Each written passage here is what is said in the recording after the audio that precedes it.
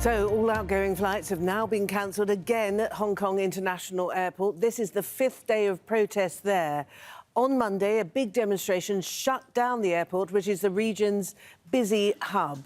Hong Kong's chief executive, Carrie says weeks of anti-government protests are damaging the rule of law. She told reporters in the city, in her words, that it is seriously wounded. And she warns Hong Kong will take a long time to recover from these violent demonstrations. Violence, no matter if it's using violence or condoning violence, will push Hong Kong down a path of no return, will plunge Hong Kong society into a very worrying and dangerous situation. I believe that those who heard my words previously might have only half believed me, but the situation in Hong Kong in the past week has made me very worried that we have reached this dangerous situation. Right, we've got two correspondents on the story. We've got Rob McBride, who's in Hong Kong, and we've got Scott Heidler, who's in Shenzhen on the Chinese mainland. First, so let's go to Rob. Rob, what has brought about this second cancellation of all outgoing flights? That's right, Martine. Well, the announcement was made about 15 minutes ago here, and we still have passengers arriving. They've been going past us and about to get some very bad news when they arrive at the check-in desk, because basically the check-in desks are now empty. We watched staff about half an hour ago started to basically close up shop. With withdrawn from the check-in aisles. Yes, any aircraft that have already checked in, and there'll be aircraft still taking off, there'll be passengers on the air side will be going this evening, but any aircraft that hadn't checked in yet, well, you won't be able to check in. Your flight has been cancelled. As you mentioned there, a second day running, one of the busiest aviation hubs in the world brought to a standstill by the sheer weight of numbers of protesters who turned up here. It has to be said, the numbers are far less than yesterday, Monday, when we saw tens of thousands of people take over this terminal. There have been less protesters turning up, but there have been a crush, a massive...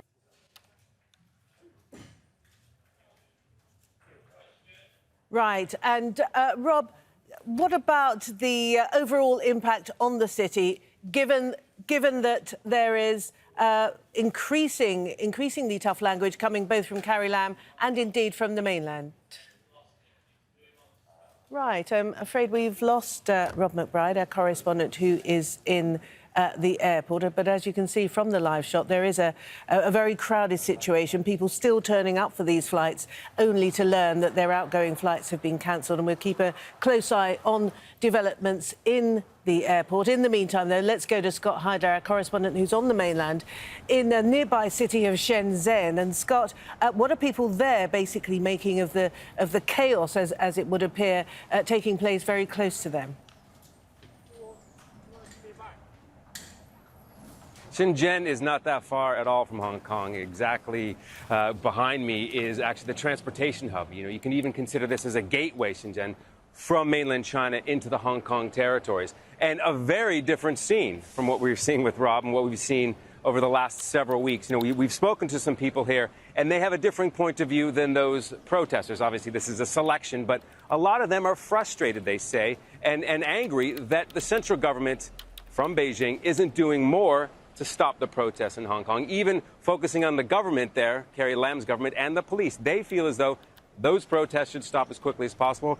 As you can imagine, they're very personal reasons. We talked to some people who are traveling into Hong Kong. They're worried about their own safety. They're worried about their family's safety. So they have a very specific view of what's going on in Hong Kong, less sympathetic, if you will, because when you think about what those protesters are fighting for in Hong Kong, are things that people here in mainland China don't have. So obviously there's a different point of view on that. But what's interesting here with Shenzhen, too, you know, what we've seen over the last couple of days, as you mentioned, Martine, the rhetoric coming out from Beijing has definitely ratcheted up. You know, there was even the term terrorist, and what some of the protesters were doing over the last couple of weeks could be seen as terrorism. This coming from Beijing.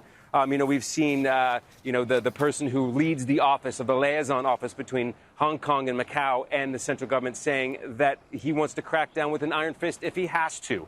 So obviously a ratcheting up of rhetoric. But here the people in Shenzhen, and you can almost say generally in mainland China, have a very different point of view of those people who are standing behind Rob, at the airport there in Hong Kong. And Scott, also the Chinese authorities have been giving visual threats, I suppose is the way you could describe them, of demonstrations of the kinds of tactics that could be employed in Hong Kong. Most recently, we've seen these great lines of armoured vehicles. Absolutely, these armored personnel carriers. And thousands of paramilitary troops have come into the Shenzhen area. It's actually, they have been staging at an athletic field just outside the main part of the city here. Obviously, you know, and the images, the video of this were carried on state-run television, so it wasn't as though this was secretly released. This came from state-run media, so obviously this is a message that the central government wanted to get out. Now, what's interesting is that they cast a little bit of a fog over the top of why all these paramilitary forces and equipment are here. They said they're going to be staging a very large exercise at some point very soon.